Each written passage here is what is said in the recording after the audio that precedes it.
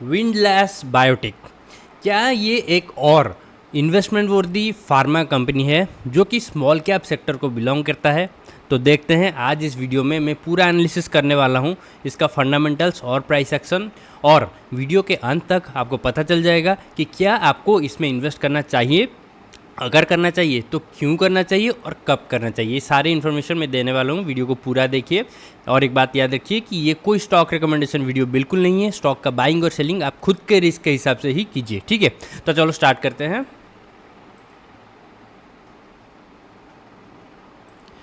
Okay, hello everyone, और financial affairs में आपका स्वागत है। तो ये है विंडलैस बायोटेक का ऑफिशियल वेबसाइट। हर बार की तरह मैं इसका लिंक शेयर कर दूंगा डिस्क्रिप्शन सेक्शन में। आपको इसको चेक करना है और डिटेल्स में जानना है कि कंपनी करता क्या है और बाकी सारे डिटेल्स जो कि ज़रूरी है एक इन्वेस्टर के लिए, ठीक है। तो मैं अभी चलता हूँ डायरेक्टली इसके बेसिक नंबर्स पे, ठीक है।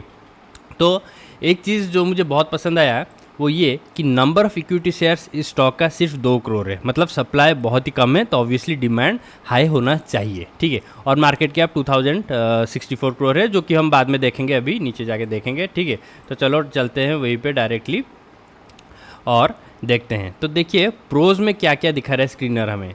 ये दिखा रहा है कि company has reduce debt, it is almost debt free, good profit growth of 21.2 CAGR over last 5 years, बहुत अच्छा है। हेल्दी डिविडेंड पे आउट, ठीक है।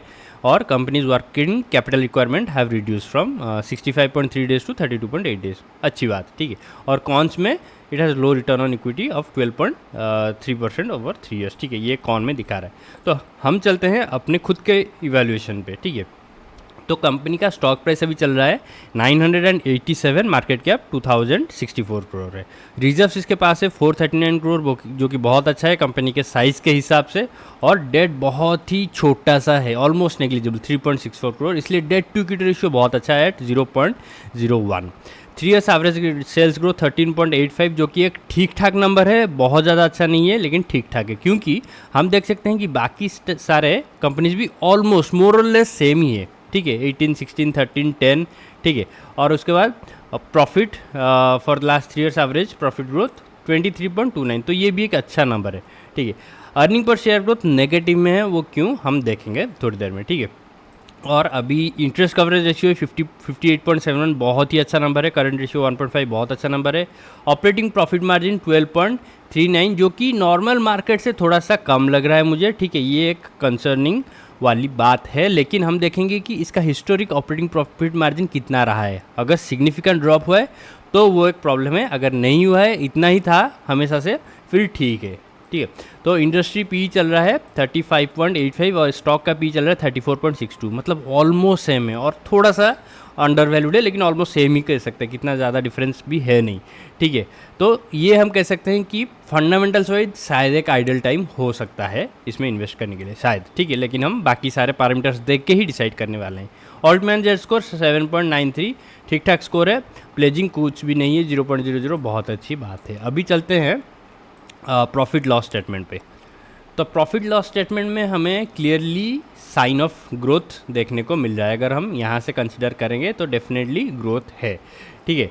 देखिए सेल्स था 2022 में 466 करोड़, फिर हो गया 513, फिर 631, अभी 661 लास्ट ट्रेलिंग 12 मंथ्स में।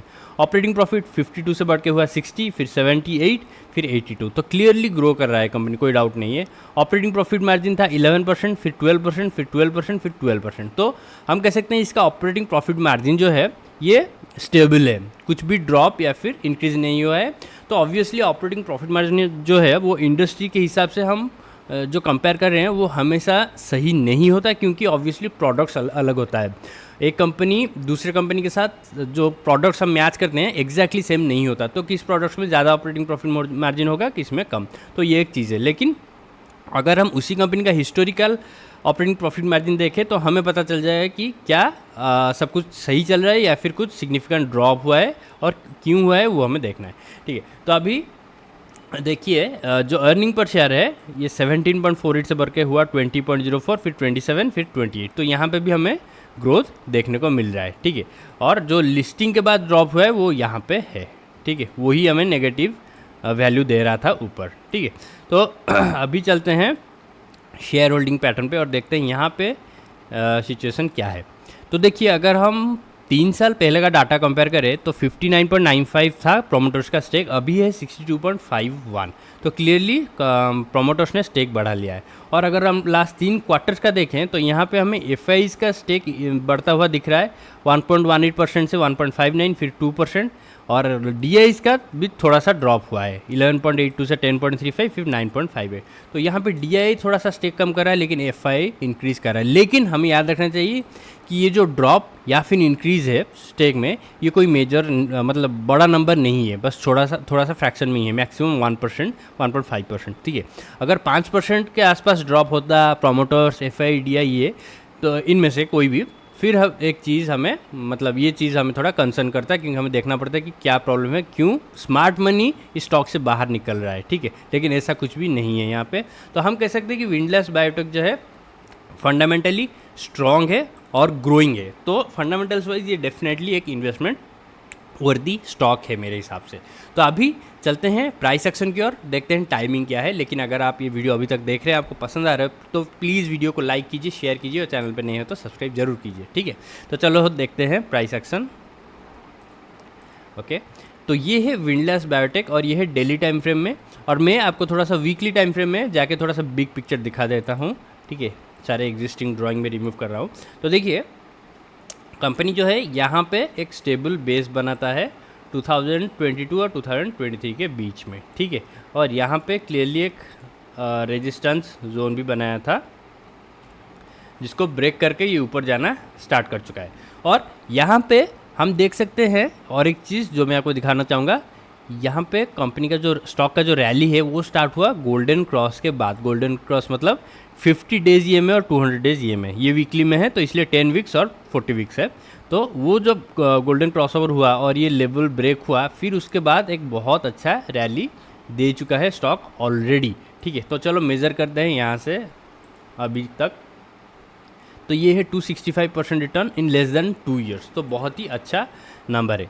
लेकिन सवाल ये है कि क्या अभी एक सही टाइम होगा इसमें एंट्री लेने के लिए? तो डेली टाइम फ्रेम में चलते हैं और देखते हैं यहाँ पे कौन से फैक्टर्स फेवर कर रहे हैं। तो मैं 50 EMA को जब एनेबल करता हूँ तो मुझे दिख रहा है कि स्टॉक जो है रिपीटेडली 50 EMA को टच करके ऊपर जा रहा है। ठीक है, यहाँ तक आता है फिर ऊपर जाता है, रिपीटेडली ये कर चुका है। और देखिए यहाँ पे भी फिर से एक हुआ था, ये लेवल था, मेज़र कर लेते हैं, चलो 875 के आसपास, फिर ऊपर गया, फिर रिट्रेसमेंट होकर वहीं पे आ गया। ठीक है, 918, तो ऑलमोस्ट सिमिलर लेवल पे है जहाँ पे बाउंस हुआ था ऑलमोस्ट। ठीक है, तो यहाँ पे अगर मैं एक लाइन ड्रॉ करूँगा, ठीक है, एक सेकंड, तो हम क्लियरली देख सकते हैं जो डेली टाइम फ्रेम में प्रीवियस रेजिस्टेंस था यहाँ पे, वो अभी सपोर्ट की तरह बन चुका है। ठीक है, मैं यहाँ पे फिर से ड्रॉ करता हूँ, सपोर्ट की तरह बन चुका है। कहाँ पे?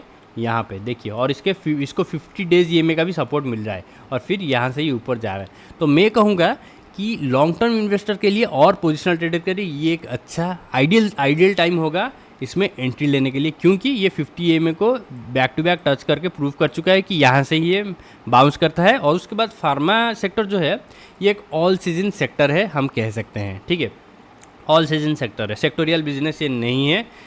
तो डेफिनेटली ये इन्वेस्टमेंट और पोजिशनल ट्रेडिंग के पॉइंट ऑफ व्यू से बहुत अच्छा टाइमिंग है। अगर आप एक स्टेबल स्टॉक में इन्वेस्ट करना चाहते हैं जो कि मतलब आपको लॉन्ग टर्म में अच्छा रिटर्न दे, मल्टीबैगर बने, तो डेफिनेटली ये एक स्टॉक है। तो अगर आप अभी एंट्री लेते हैं इसी प्राइस पॉइंट पे, ऑलमोस्ट 1000 के आसपास है, तो कहाँ पे एग्जिट करना चाहिए? तो मैं कहूँगा अगर एंट्री लेते हैं तो थोड़ा सा टेक्निकली हमें देखना पड़ेगा, और ये 50 EMA को हमें कंटिन्यूसली ट्रैक करना पड़ेगा। ठीक है, 50 EMA जब तक स्टॉक इसके ऊपर है हमें इस स्टॉक में बने रहना है। कोई जल्दी नहीं है कि मतलब 20-30% प्रॉफिट लेकर निकलना है, ऐसा कुछ नहीं करना है। हमें 50 EMA के साथ स्टिक करके रहना है। जब तक स्टॉक इसके ऊपर ट्रेड करता रहेगा, ऐसे जाता रहेगा, हम तब तक इसमें बने रहेंगे। फिर हमें जो मैक्सिमम रिटर्न ये स्टॉक दे सकता है वो हमें मिलेगा। ठीक है, और एक बार ये मतलब कंपाउंडिंग स्टार्ट हो जाता है, फिर आपको रिटर्न्स मतलब जल्दी मिलता रहेगा। ठीक है, अगर मतलब कंपनी जो है फंडामेंटल्स अपना सही रखती है, तो डेफिनेटली ये एक स्टॉक इन्वेस्टमेंट वर्दी है मैं कहूँगा, और आप इसको वॉच लिस्ट में रखिए और डेफिनेटली कंसीडर कीजिए। अगर आप एक स्टेबल इन्वेस्टमेंट चाहते हैं तो ये स्टॉक बहुत अच्छा ऑप्शन है मेरे हिसाब से। ठीक है, लेकिन फिर से याद दिला दूँ, ये कोई स्टॉक रिकमेंडेशन वीडियो बिल्कुल नहीं है। तो आज इस वीडियो में बस इतना ही। आई होप ये वीडियो आपको वैल्यूएबल लगा होगा, पसंद आया होगा। अगर लगा है तो प्लीज़ वीडियो को लाइक कीजिए, शेयर कीजिए और चैनल पे नहीं है तो सब्सक्राइब जरूर कीजिए। और मेरा दूसरा चैनल फाइनेंशियल इम्पल्स चेक करना ना भूलें, आपको लिंक डिस्क्रिप्शन सेक्शन में मिल जाएगा। Thank you for watching. मिलता हूँ अगले वीडियो में। Bye, take care.